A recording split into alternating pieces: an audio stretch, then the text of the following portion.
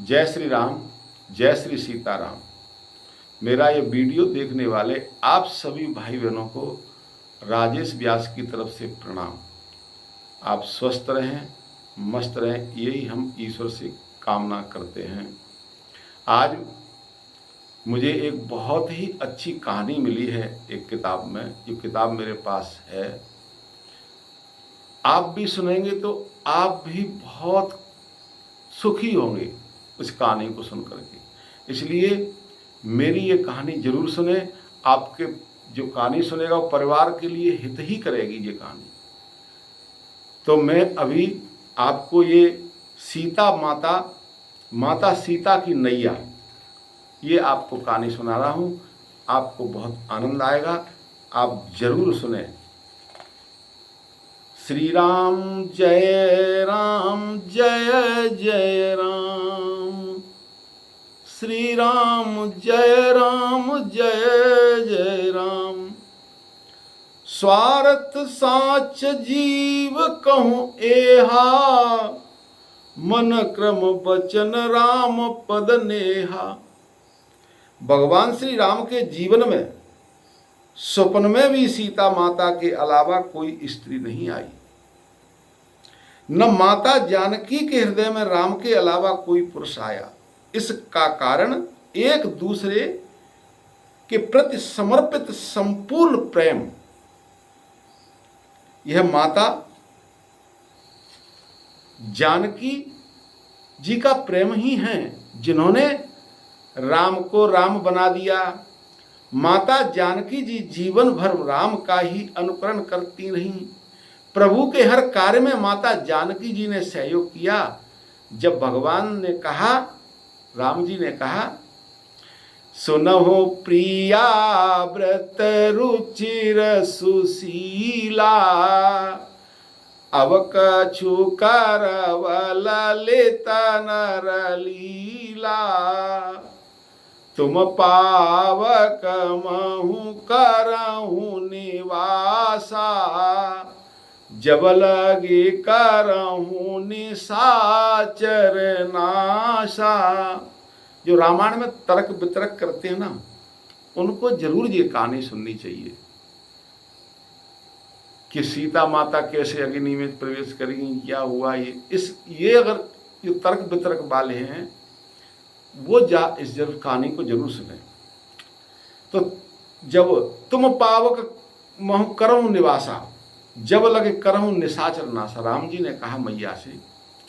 तुरंत माता जानकी प्रभु की आज्ञा पा करके प्रभु के चरणों को अपने हृदय में धारण करके अग्नि में समा गई। उसके बाद जब भगवान ने रावण का वध कर दिया, तब माता जानकी के सतीत्व की अग्नि की परीक्षा ली गई। प्रतिवाद में जानकी जी ने एक शब्द भी नहीं कहा।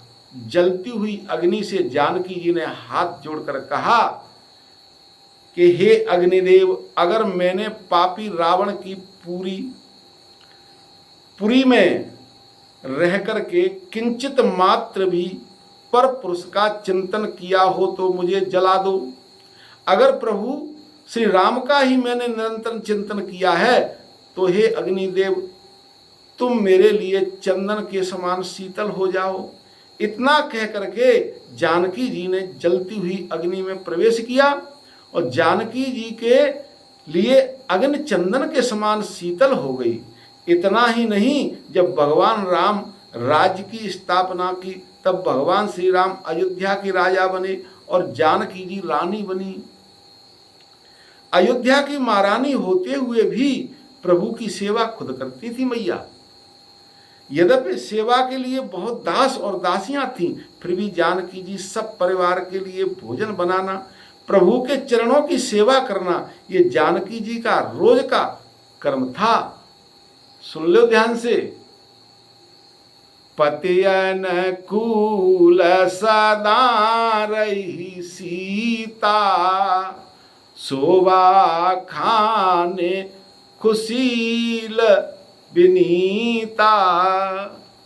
यद्यपि ग्रह सेवक शिवकनी, विपुल सदा सेवा विद गुणी। उसके बाद माता जानकी के ऊपर घोर संकट का पहाड़ छूट पड़ा। गर्भवती माता जानकी जी को दोबारा भगवान ने वनवास दे दिया और महान पति व्रता पवित्र निर्दोष भोली जानकी जी को रथ में बिठा करके लक्ष्मण जी जब वन छोड़ने के लिए चले तो मार्ग में माता जानकी जी भोलेपन से प्रभु प्रेम की ही बातें करती रही। मार्ग में फल फूलों के लदे हुए वृक्षों को देखकर जानकी जी ने रथ रुकवा दिया और रथ से नीचे उतर करके फल फूल तोड़ने लगी। और उसी वक्त लक्ष्मण जी माता जानकी से हाथ जोड़ करके कहने लगे कि हे माँ, प्रभु श्री राम जी ने आपका परित्याग कर दिया है। कितना दुख भरा शब्द था। जानकी जी के लिए माता जानकी जी ने धीरज रखते हुए रोते हुए लक्ष्मण से सिर्फ इतना कहा, लक्ष्मण भैया मेरे प्रभु का ख्याल रखना। मैया कह रही है लक्ष्मण जी से, मेरे बहुत बोले हैं, भगवान बहुत बोले हैं। इतनी संकट की घड़ी में जानकी जी ने अपना नहीं श्री राम का ख्याल रखा। अब मैं कहानी सुनाऊंगा क्योंकि मेरी आंखों से आंसू निकल गए।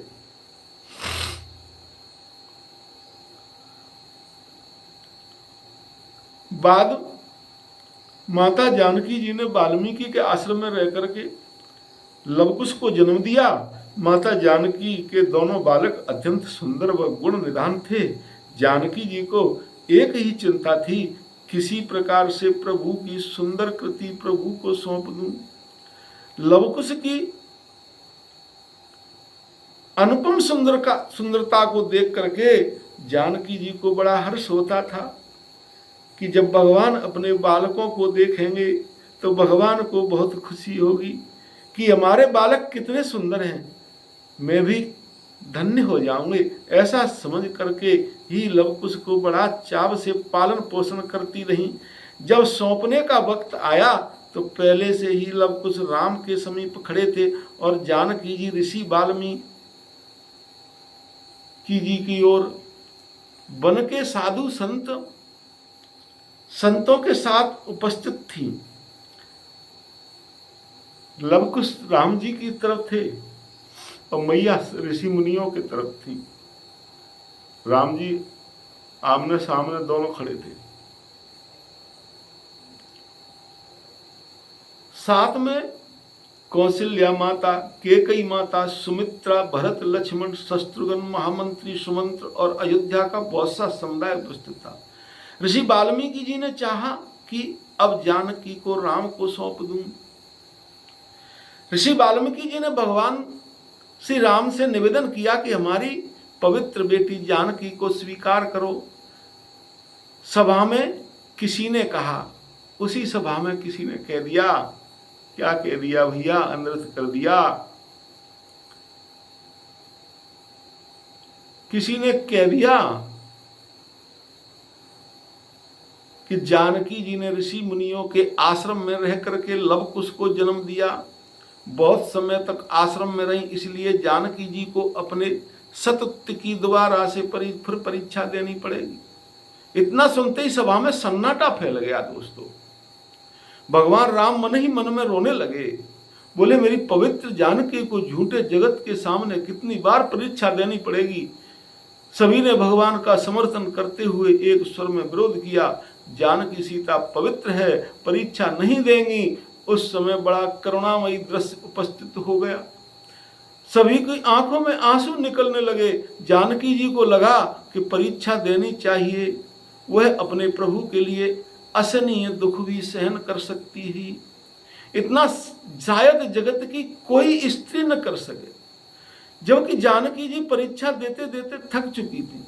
हाथ जोड़ करके सीता ने चर अचर को संबोधित करते हुए कहा, हे जगत के चर अचर के जीवों, देवताओं, गंधर्वों, पेड़ पौधों, नदी तालाब, मैं सभी को साक्षी मान करके राम की ये सीता संबोधित कर रही हैं। अगर मैंने मन वचन कर्म से केवल अपने राम का ही चिंतन किया है, राम को ही चाहा है, तो हे माता पृथ्वी, तुम अपनी बेटी सीता के आंसू पहुंचने के लिए अभी इसी वक्त मुझे अपनी गोद में संभालो, मुझे स्थान दो। इतना सुनते ही पृथ्वी हिलने लगी।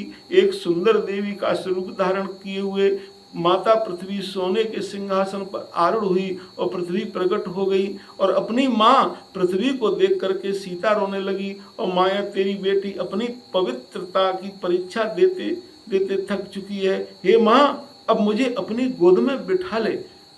देवी पृथ्वी ने प्यार से हाथ फैलाए और सीता आगे बढ़ी। देवी पृथ्वी ने अपनी बाहों में लेते हुए गोद में बिठा लिया। सब के देखते देखते अदृश्य होने लगी। भगवान श्री राम को रो करके दौड़े, सीते सीते मुझे छोड़कर मत जाओ। लव कुश की ममता रोती रह गई। जानकी सीता हमेशा हमेशा के लिए अपनी माँ पृथ्वी की गोद में समाहित हो गई। ये जानकी जी का राम के प्रति पूर्ण समर्पित प्रेम था, जो हमेशा हमेशा के लिए अमर हो गया। जिस ऊंचाई पर जानकी जी का जीवन था, शायद ही वहां तक कोई स्त्री पहुंच सके। जब भगवान श्री राम शांतपूर्ण अरण्य वन में अपना वनवास काल समय व्यतीत कर रहे थे, तो रोज ज्ञान भक्ति वैराग्य की चर्चा होती। जानकी लक्ष्मण प्रभु श्री राम की सेवा करते, प्रभु के मुख से भक्ति ज्ञान की बातें सुन करके अपने को धन्य समझती थी। तभी प्रभु श्री राम जी के सामने एक ऐसी स्त्री आई जिसके हृदय में प्रेम की जगह वासना थी। वासना हमेशा भक्ति को ही खा जाती है दोस्तों, वासना हमेशा भक्ति को खा जाती है। उस स्त्री का नाम शूर्पणखा था। माता सीता और शूर्पणखा की एक ही राशि है। दोनों ने राम भगवान को चाहा, दोनों का मिलन भी बाहर हुआ। सीता जी पुष्प वाटिका में मिली थी और शूर्पणखा पंचवटी में। दोनों के सामने राम ने पहले लक्ष्मण को ही आगे किया। जब धनुष टूटने की बात आई तब पहले लक्ष्मण जी आए और वीर रस में बोलते हुए सभी को अत्यधिक प्रभावित किया। लक्ष्मण के वीर रस से सभा के सभी लोग आकर्षित हुए, लेकिन सीता पर जरा भी प्रभाव नहीं पड़ा। वो बराबर राम के ही तरफ देखते थे, राम के सिवाय मैया और किसी से कोई लेना। इसके विपरीत शूर्पणखा ने जब राम के सामने शादी का प्रस्ताव रखा तो राम ने तुरंत लक्ष्मण के पास भेज दिया और शूर्पणखा ने लक्ष्मण के सामने भी शादी का प्रस्ताव रखा। ये वासना है, वासना चंचल होती है, प्रेम स्थिर होता है, प्रेम व्यक्ति को महान बनाता है, वासना व्यक्ति का विनाश करती है। दोस्तों, माता सीता का संस्कार बहन अनुशासित बेटी हैं, हमेशा पिता भाई और पति के अनुशासन में रहना ही उनकी आज्ञा का पालन है, पालन ही अपना सुख मानती है। ऐसी होनी चाहिए। तो सीता माता जैसा कोई नहीं दुनिया में। दोस्तों, कहानी आपको अच्छी लगेगी, आप जरूर सुनिए, इसको शेयर जरूर करना। जय श्री राम, राधे राधे, सिया राम।